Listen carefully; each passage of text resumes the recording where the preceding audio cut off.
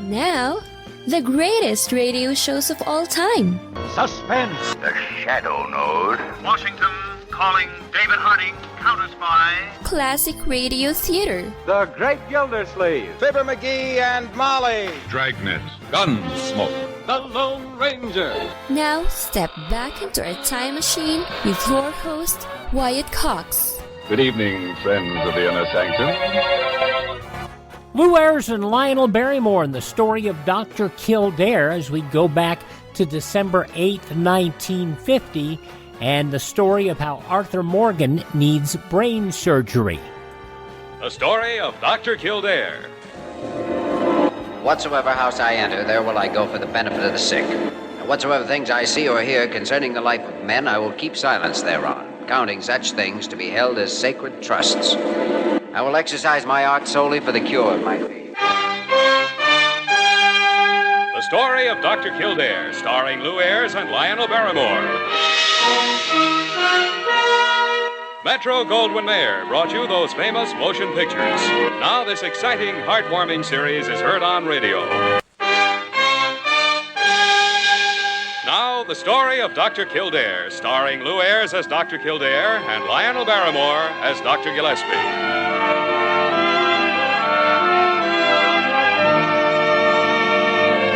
Blair General Hospital, one of the great citadels of American medicine. A clump of gray-white buildings planted deep in the heart of New York, the nerve center of medical progress, where great minds and skilled hands wage man's everlasting battle against death and disease.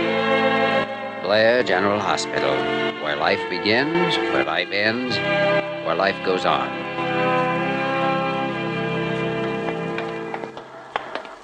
Oh, wait a second, Jimmy. Here's the Gotham bookshop. Come on, I want to show you something. Well, I'm due back at the hospital at 6. I have a date with Diana. Oh, it won't take a second. They had it here last week. I hope they still got it. Got what? Good afternoon, gentlemen. Can I be... Oh, Dr. Gillespie. I'll bet I know what you want to say. That's right. I wanted to show it to Dr. Kildare. You haven't sold it. Oh, no. I have it right here in the case. I know you'll be back for it. Oh, I merely want to look at it. There you are. Oh, fine, only I still don't know what... Well... Precisely. Ad corpore sano, being a repository of ancient wisdom and the art of healing, compiled by Sir Douglas Hartley, physician at large. Yeah, and look at the date. 1721. Well, I've heard of this, but I never thought I'd see a copy of it. And the price isn't bad either, but considering. $350. Not bad for anyone but a staff doctor, you mean? I'd give my left arm for this book. What the tarnation. No, somebody just went through a red light, that's all. Here, listen to this. It be claimed by certain practitioners in Venice that maladies of the brain be oft times alleviated by boring with an auger several apertures of goodly size through the bone of the skull. Yes, I imagine it alleviated it all right. Permanent cure. And without anesthetics. Do you have a telephone here? Why, yes, madam. There's one in the bag. My husband just hit my car. I think he's killed. Grab her, Jimmy. Here. Put her on the chair. She isn't the one who needs help. Clerk. Yes? Will you call Blair Hospital and have them send an ambulance? Well, certainly, Doctor. Come on, Dr. Gillespie. Let's have a look.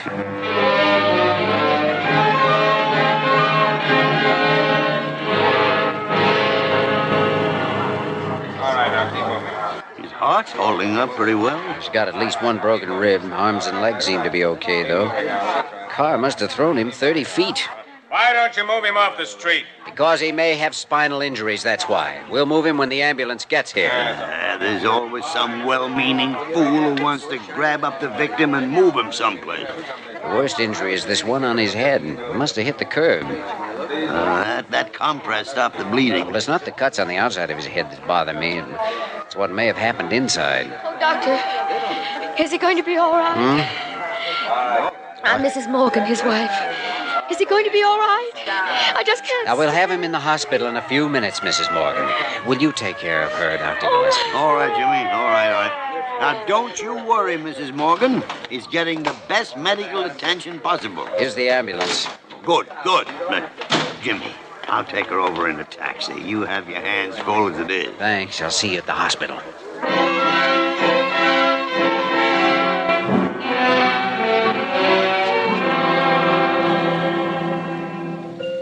Dr. McDonald, check with the reception desk, please. Check They're with taking the him reception straight desk. on up to surgery, Diana, operating theater 7. Oh, I'd like you as surgical nurse. All right, Jimmy. He has lots of cuts and bruises, but I doubt if they're serious. But there is concussion. How bad, I don't know yet. Then you want intravenous glucose? Yes, and plasma. I've already given him 1 plasma concentrate to hold down intracranial pressure, but you better have a rack set up. All right, Jimmy.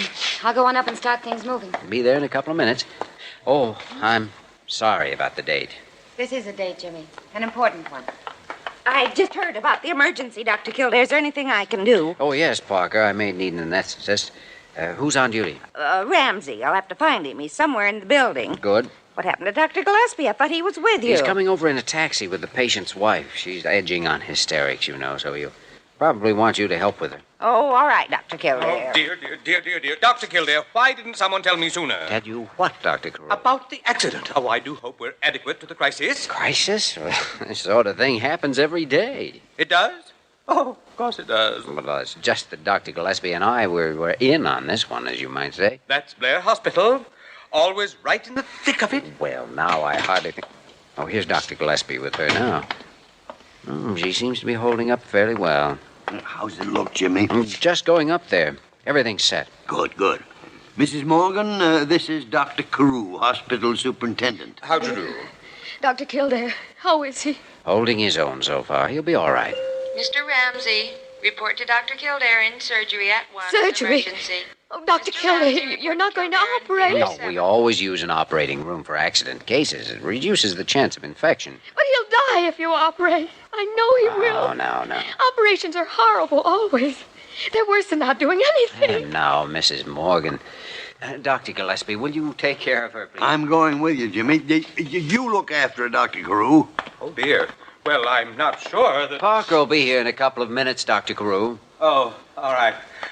Tell me, Mrs. Morgan, have you read any good books recently? Oh, no. Oh, someday I still hope to find one thing that idiot can do right.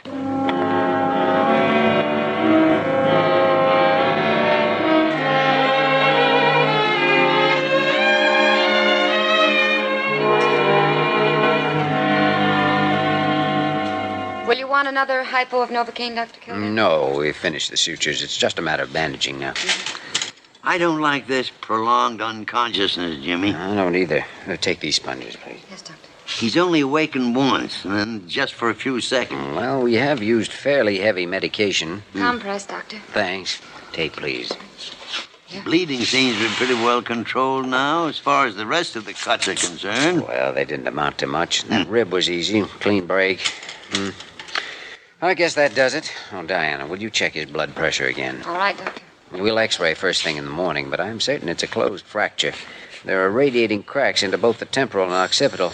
As far as I could tell, there's no fragmentation. Well, then he's lucky, because he must have hit that curbstone an awful solid wallop. Another thing that bothers me, the chance of contrecoup on the opposite side of the head. Pressure's still rising.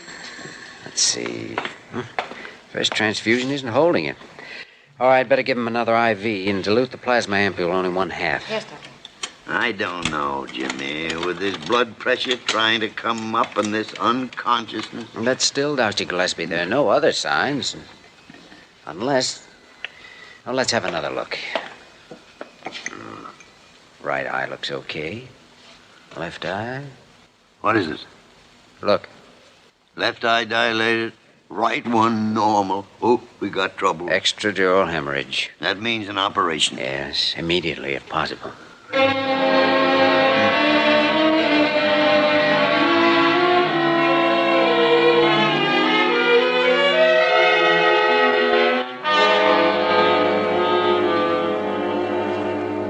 But I don't understand, Dr. Kildare. I don't understand at all. You said it wasn't really a skull fracture. Then why must you operate? Well, Mrs. Morgan, sometimes a concussion can be worse than a fracture. You see, the skull surrounds the brain like a closed box, and a severe blow can damage arteries and tissue inside even when the bone isn't broken. And that's what's happened in your husband's case. But why an operation? What good does that do? Well, it's the only thing that does any good, Mrs. Morgan. It gives the doctor a chance to repair the damage, tie off ruptured arteries if necessary, and so on. It isn't dangerous if it's done at once, but with your husband unconscious, I need your permission to go ahead. That's absolutely true, Mrs. Morgan. I agree with Dr. Kildare's diagnosis and with his proposals. Yeah, and I'm quite sure Dr. Carew will tell you the same thing. Oh, yes, yes, indeed. There's really no question about it at all. Doctors, you're all alike, every one of you. The first thing you want to do is operate. I'm not advising this because of some personal whim. Believe me, it's the only thing to do, that's all. Well, it's not going to be done, and that's fine. Oh, please, Mrs. Morgan. My husband is alive now, and he isn't going to be killed by an operation. But the purpose of the operation is just the opposite. It's to save his life. I know about operations, and I won't give you permission. I won't sign anything, and that's all there is to it. Well, Dr. Carew, as superintendent of the hospital, will you authorize an emergency operation without consent? Well, now, Dr. Kildare, I really couldn't. After all, there are strict rules about these things, sure. But I do advise you to reconsider, Mrs. Morgan. That's my professional opinion, you know. I'm sorry, but I can't see it. Confounded tarnation. Kildare speaking. Dr. Kildare, this is Parker. I think you'd better come up here right away. What's wrong? His blood pressure's still rising. It's up to 220 now. All right, Parker, be right there. And have Diana set up equipment to make a spinal tap. All right, Dr. Kildare, goodbye. Morgan case? Yeah, plasma concentrate isn't holding it. I'm going to tap his spine.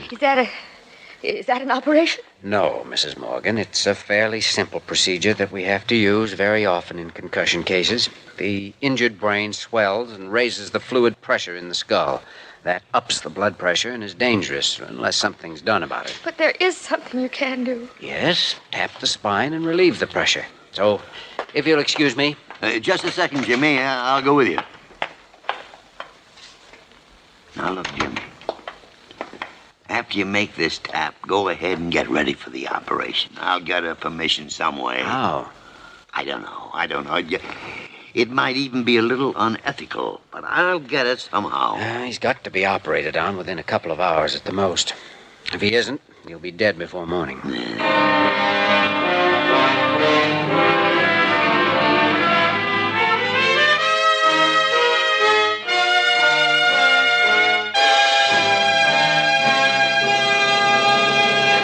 December 8th, 1950, The Story of Dr. Kildare on Classic Radio Theater with Wyatt Cox.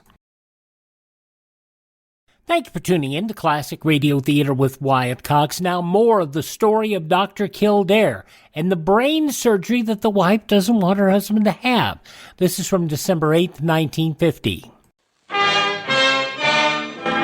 Now we continue with The Story of Dr. Kildare, starring Lew-ayres as Dr. Kildare and Lionel-Barrymore as Dr. Gillespie.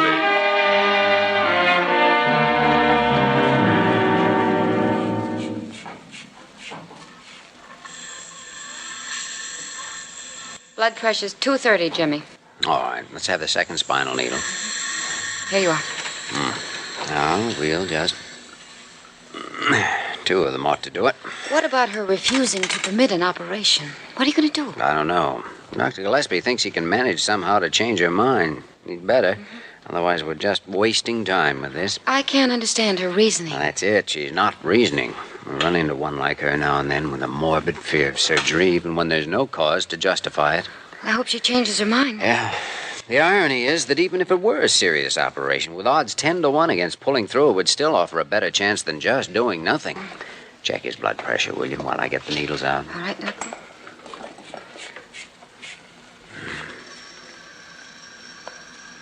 Down to 220 already. Good. We may have to make another tap a little later, but this ought to do for now. There. I'm always amazed the way a spinal tap shows an effect so quickly. Yeah. Come in. Oh, Ramsey. Hiya, Doc. I understand something's cooking. Yes, I want an operating theater set up. Is 6 ready? It will be in 5 minutes. What is it? Intracranial, extradural hemorrhage. This the patient? Yeah. The anesthetic's no problem. Use local blocks, I suppose. Yes, and standard cranial instruments plus a Hudson burr. Just set up and stand by. Right.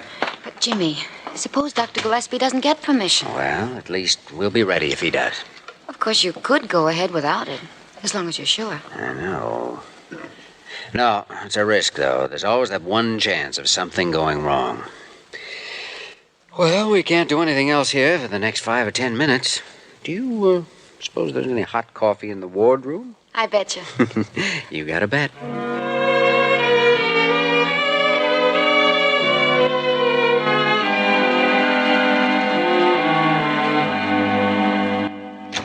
Oh, Dr. Gillespie. Didn't know you were in here. Well, now you know it, Parker. I thought you were down the lounge with that Mrs. Morgan, trying to change your mind for her. Parker, when it comes to bull-headed, bigoted stubbornness, she's even worse than you are. Well, I like that. I thought you would. Confound it, I've weakened her a little, but that's as far as she'll go. Well, seems like there ought to be some way. For instance? Well, I don't know. Bah, of course you don't know. How could you think of anything when I can't? Well, at least I wouldn't give up and walk out on it. Nor have I. I've tried every single argument I could think of, and some of them that didn't even make sense. Oh, that I can believe. The only three things I have not used are drugs, hypnotism, and torture. And I'm considering all three at the moment. Well, I still think if I put my mind to it, I could come up with something. After all, she's only a woman. Precisely, Parker. Only a concentrated bundle of sheer cussedness, that's all. And you say she's weakening, so just some little thing ought to do it. By the tarnation, Parker. Sometimes I think you must have a permanent concussion. Well... It's the only way to account for some of the stupid remarks that you... Wait a second. Parker? Oh, no, you don't. Whatever it is, no. Absolutely not. Parker, do you happen to have any civilian clothes here at the hospital? Yes, I do. But I'm telling you now, Dr. Gillespie, Shut up. Has Mrs. Morgan seen you in your uniform? Why, no, but I'm not going to get mixed up in anything to do... Parker, hand me that roll of gauze bandage and the tape. Here, what are you going to do? Let me see now. I used to wind a pretty mean cranial bandage in my day. Huh? We are about to present a little drama, Parker, in which you play the role of a patient. Your name is, Miss Busterly. Busterly? Here, now. What are you doing? So help me, Parker. If you don't sit still, I'll shave your head before I put this on. Dr. Gillespie! Stop squirming.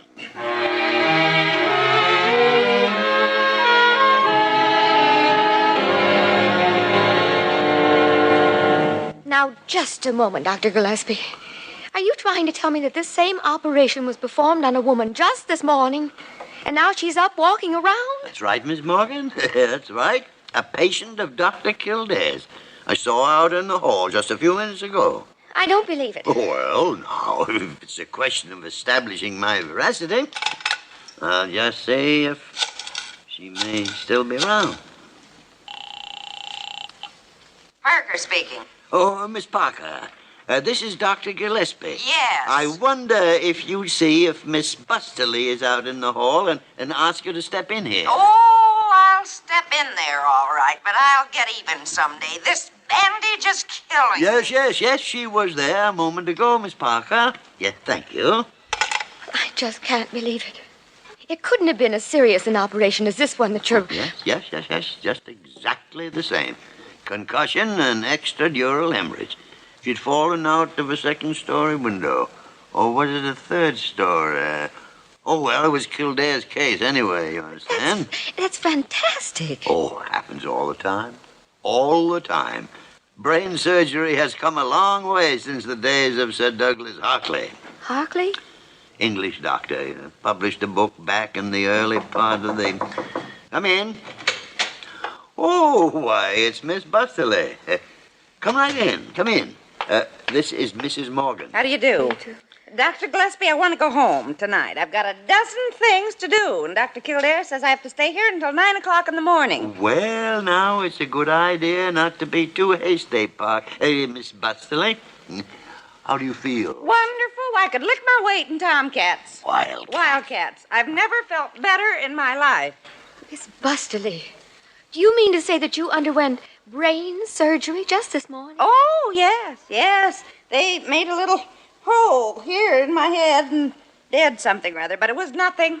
Nothing at all. But I always thought that... Mrs. Morgan, You're basing your ideas on medicine as it was years ago. It's quite different today. Well, I had heard there'd been amazing advances, but... And you say my husband is in serious danger if this operation isn't performed immediately. Oh, there's no doubt of that. Oh, I guess maybe I've been acting like a fool. Here's the release form, Mrs. Morgan. You sign on the bottom line. From December 8th, 1950, the story of Dr. Kildare. The conclusion and another episode of The Cinnamon Bear follows these important messages.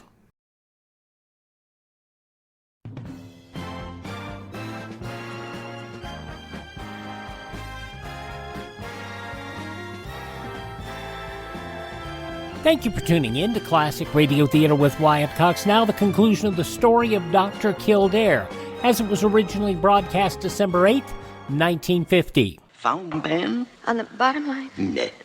Oh, yes. There. Thank you. Oh, run along, Miss Busterly. Run along now. Well. Let me have that phone. Got to call Kildare right away. May I see you out here, Doctor? Oh, Jimmy. Here is the release, signed, sealed, and delivered. Good. I guess I'm lucky. You are, Jimmy. Go on up and operate. Operate? Oh, I already did that. What? 20 minutes ago. Patient's doing fine.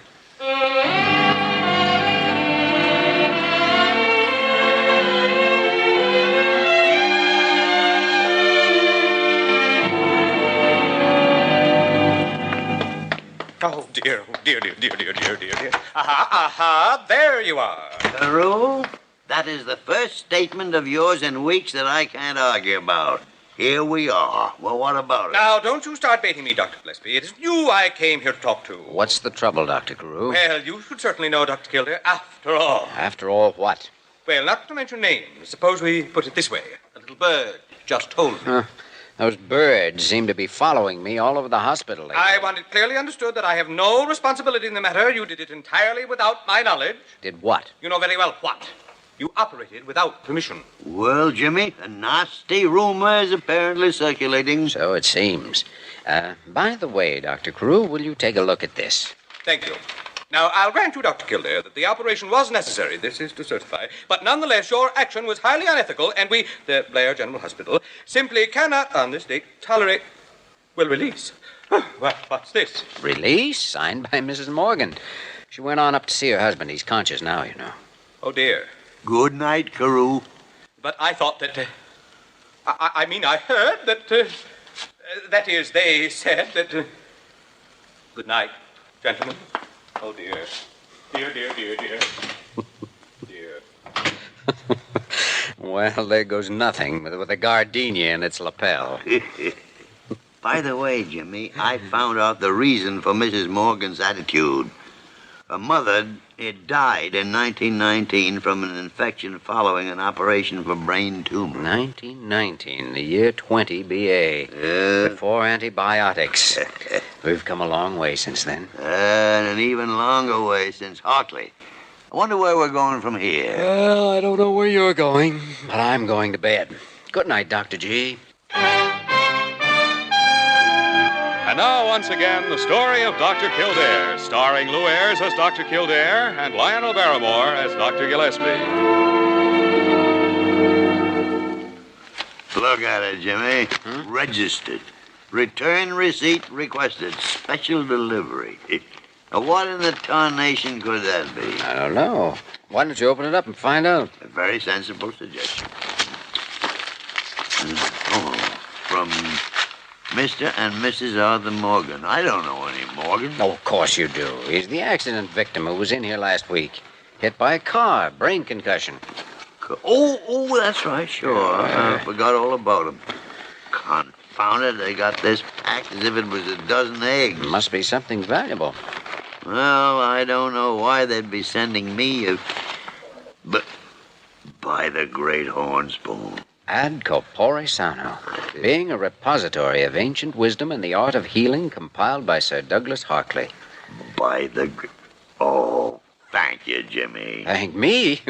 The Morgans sent it, a gesture of appreciation. Thank them for it. But confound it, wasn't even my case. And And who told him I wanted this? You did. Ah, cut it out. You're talking like a man with a hole in his head. Well, anyway, thanks, Jimmy. You like it? I don't know when I ever wanted anything in my whole life as bad as I wanted that book. Well, now you've got it, so everything's fine. Oh, good morning, Dr. Gillespie. Dr. Kildare. Well, Parker, how come all the bandages? Oh, confound it, Miss Busterly. You can drop the act now. That was last week. And what makes you think that this is an act? Parker, you don't mean... Yes. Last night I slipped in the bathtub and... Well... Oh, no. Operating room 7. Here we come.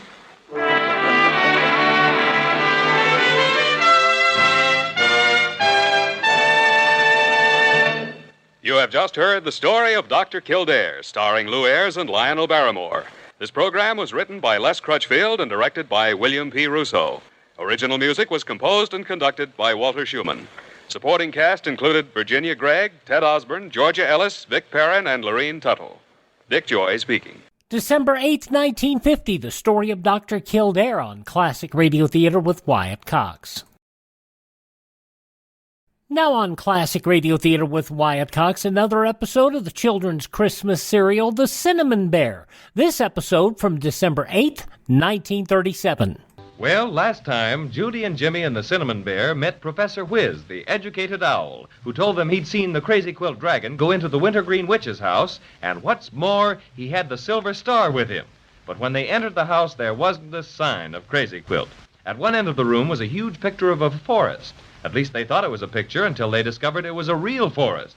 So in they went and met Fraidy Cat, who was frightened to death of a giant. And right now, the giant is coming closer and closer. Gee, we're in for it all right.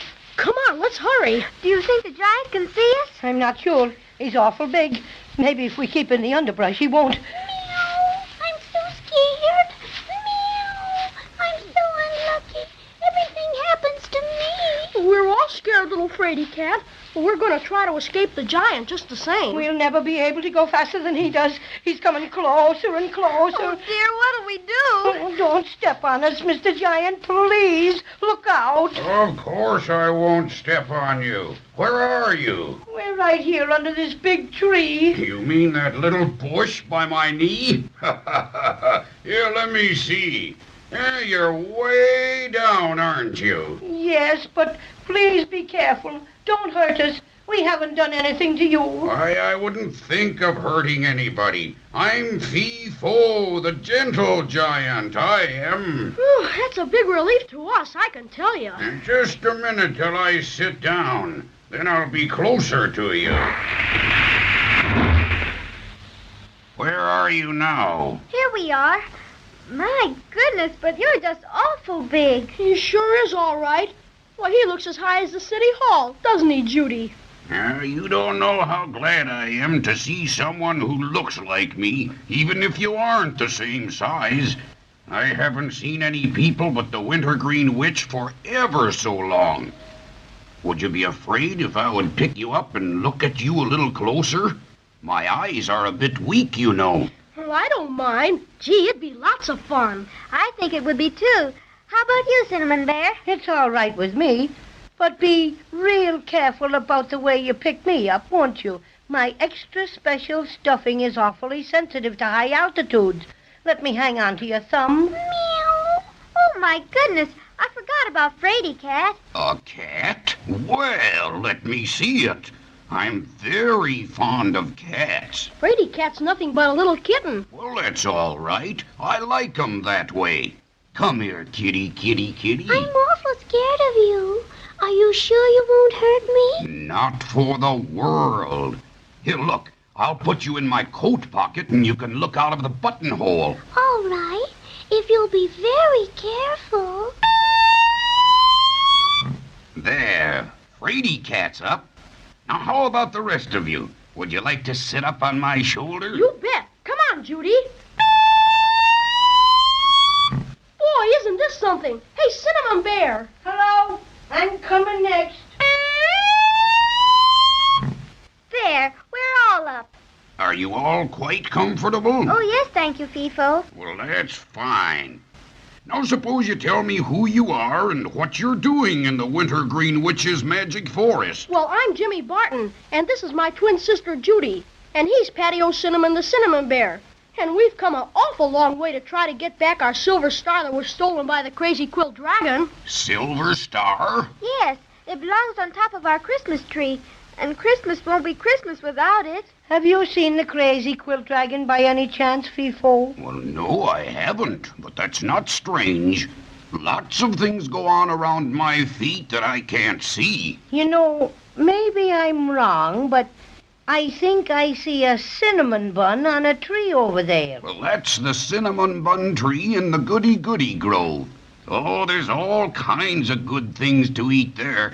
Chocolate eclair bushes, cream puff vines, and ice cream cone trees. Oh, just lots of things. Gee, I just remember that I'm awful hungry. How about you, Judy? Me too, Jimmy. I would just love something to eat. Well, no sooner said than done. It's just a couple of steps over there. Here, hold tight while I get up. Here we are, and here we go.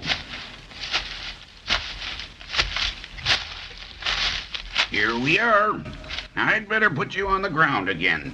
You might fall off if I bent down to pick anything for you. Oh, boy, that's so well. You forgot all about me. Is there anything for me to eat? Well, I didn't mean to overlook you, little fraidy cat. Here, there's a milkweed tree that has very delicious milk. I'll pick a pot of that for you. Oh, thank you, FIFO.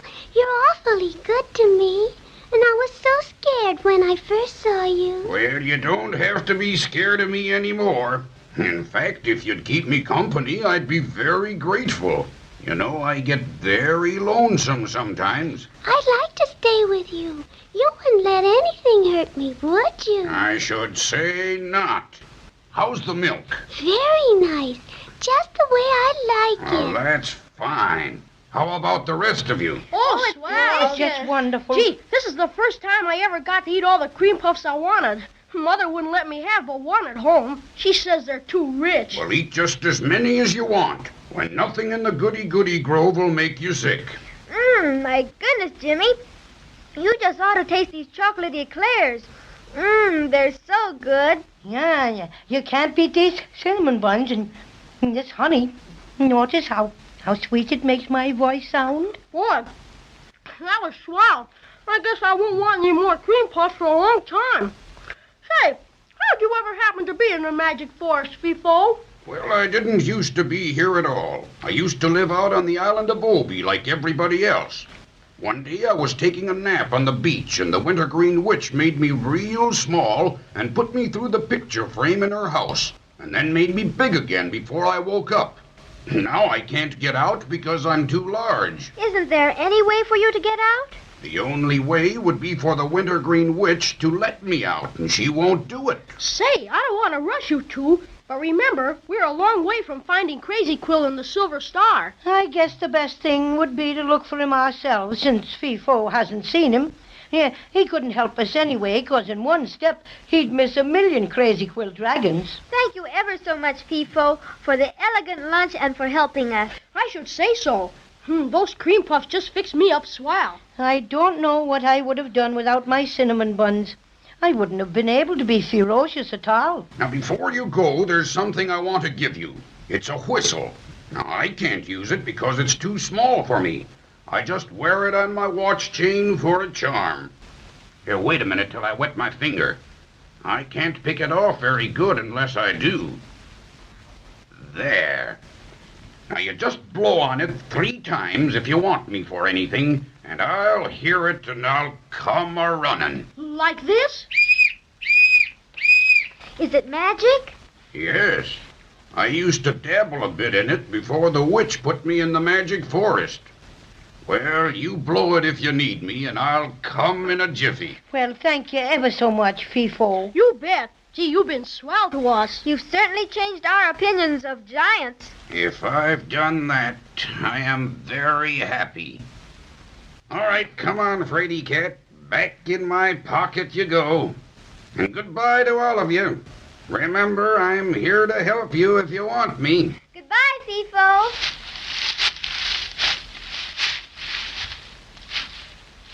Pretty nice of him to be so polite and helpful, wasn't it? It surely was.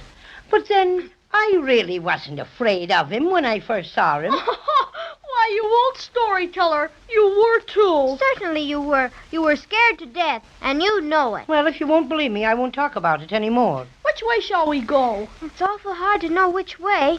We haven't any idea where the crazy quill dragon might have gone. Well, he didn't know this forest any better than we did. So if we just follow our noses, we'll probably come as close to him as finding him as any other way we can do. Well, that's silly. Just like some people say, follow your nose. Well, not in Maybeland it isn't. Now, if you want to find somebody real bad, that's just what you do. Follow your nose, and eventually you find him. Is that some more magic? Well, I don't know if it's magic, but it generally works. Well, all right. I guess we'll try it. Say, which way are our noses pointed? That's silly, too. They're pointed straight ahead of us. Well, then, that's the way to go. Right through this underbrush and everything? Yes, we get through it as much as we can. All right. But I hope we don't get all scratched up. Want to take my hand, Judy? No, Jimmy. It's easier for me to go by myself because... Oh! What's happened? It's all dark. Dark nothing. It's pitch black. I can't see you, Jimmy. Or you, Cinnamon Bear. I can't see anything. Grab hold of my hand, Judy. And you take this one, Cinnamon. Let's just stand right here together until it gets light again. What do you suppose ever made it get dark so quick? Maybe it just decided to get nighttime in a hurry. No, Judy. I think it's magic. The Wintergreen Witch probably shut off the lights. Maybe the electric light company turned them off because she didn't pay her bill. Well, whatever it is, I don't like it one little bit. It's dark and scary and... Oh! What's the matter, Judy? What is it? Look! Over there! Heavenly days! 2 yellow lights like eyes, a-flashing in the dark.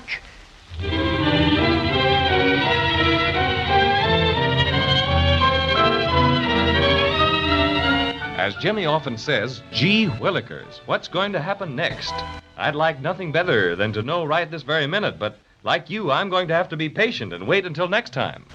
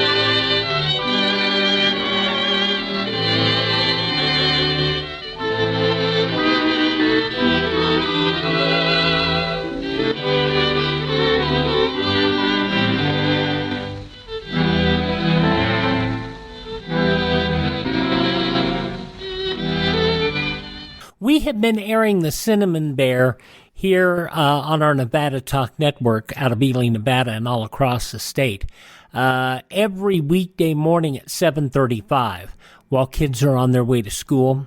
weekday mornings. And I have to tell you, we've had great response, and the families just love it. The kids are just fascinated. And if you want to get a copy of The Cinnamon Bear, this episode, by the way, from December 8th, 1937, talk to Ted over at radiomemories.com. That's radiomemories.com. He can fix you up with copies on cassette, CD, or on flash drive for your computer. radiomemories.com.